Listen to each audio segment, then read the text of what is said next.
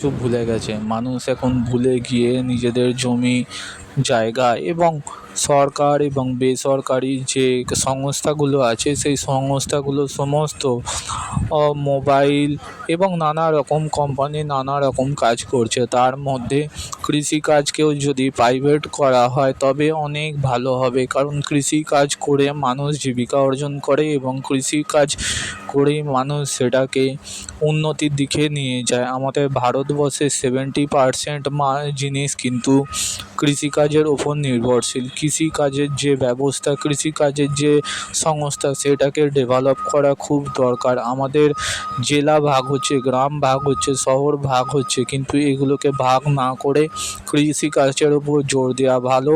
আম গাছ না কেটে, জাম গাছ না কেটে এখানে গাছ বসানো ভালো। মানুষ এগুলো বুঝতে পারছে না কেন।